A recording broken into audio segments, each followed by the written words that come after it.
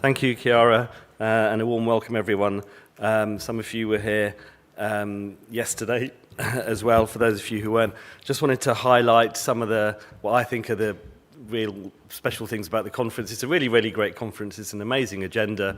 There's a really good blend of science and clinical work and research. Yesterday, we had talks from Matt Evans and about the molecular biology of cholangiocarcinoma, and we've got further talks on molecular biology and genetic drivers from Professor Macias. And on Friday, we've got some research updates from AMMF-funded research, which is going to be very exciting, I think. We also heard yesterday about the gut microbiome from Dr. Mairead McNamara from Christie's. Really fascinating talk, I thought. But looking ahead, we're going to be talking about valid biomarkers and validating novel approaches to biomarkers. We had a talk on that from Noreen Starling yesterday, but Mikhail Damiani is going to talk about some novel research he's been doing at Imperial tomorrow. We've also spoken about, in the past, about centres of expertise to ensure levelling up of care for all patients with cholangiocarcinoma, wherever they are in the country. And Mr. Hassan Malik's going to be talking about that tomorrow. Tim Kendall spoke about pathology yesterday. We're going to have some further talks from pathology from Dr. Egbaniwe on Friday, and about improving pathology markers. In terms of surgery and transplant, surgery is, as I'd said in my opening talk yesterday, is the best chance of potential cure for patients with cholangiocarcinoma. But even with surgery, outcomes can sometimes be poor, recurrence rates can be high. How do we improve that? Mr. Takar is going to be speaking about that later this morning. Prof. Gomez is going to be talking about approaches and thoughts about how we can maybe reduce recurrence rates. And new in the world of cholangiocarcinoma is the potential use of transplant in some cases.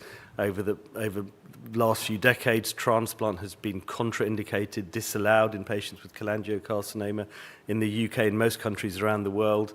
But that is slowly changing, and Professor Thorburn, who's head of the transplant unit at the Royal Free, is going to be bringing us up to date with how things are progressing on that. And then in terms of systemic treatment, which is the mainstay of treatment, most patients with cholangio are going to need some form of systemic treatment. This has been an exciting field over the last few years with new drug developments, new molecular targeting. And we're going to have talks on that about personalized medicine from Dr. Polyadoru. John Bridgewater spoke about this yesterday. He's going to give another talk today.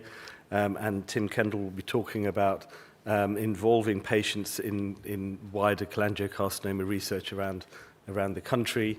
And we're going to have talks on the immune system's role in the systemic treatment by Dr. Amato. And then other areas of research and activity in the world of cholangiocarcinoma. Helen Mormont's going to be talking about patient engagement and advocacy. In terms of up-to-date guidelines and changes thereof, Dr. Simon Rushbrook is going to be talking about that later this morning. Can we prevent cholangiocarcinoma? I'm going to be giving a talk on a research trial that will be asking that question.